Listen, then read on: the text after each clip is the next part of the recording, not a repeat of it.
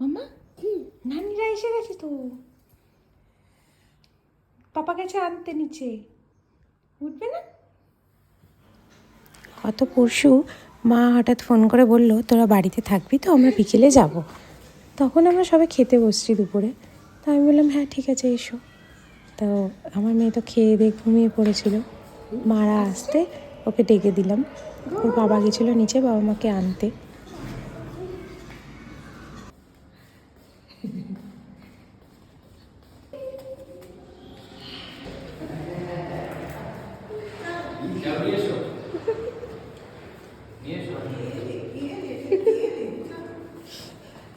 কখন থেকে দাঁড়িয়েছে।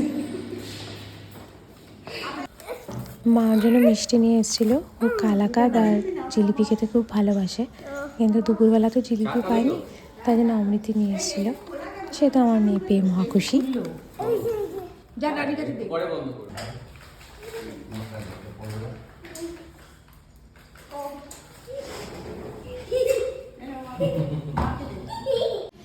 তারপরে বোঝা গেল আসার আসল উদ্দেশ্যটা। আসলে আমাদের অ্যানিভার্সারি আছে, তো মা আমার জন্য একটা নোয়া বাঁধানো করেছিল, ওটাই দিতে এসেছিল। আর কৌশিককে টাকা দিয়ে গেল জামা কাপড় কেনার জন্য। নোয়া বাঁধানোটা বেশ ভালোই হয়েছে, আমার তো পছন্দই হয়েছে। আমার বিয়ের নোয়া বাঁধানোটা একটুখানি সোনাটা উঠে গেছে বলে পরতে পারছিলাম না, ভালোই হলো।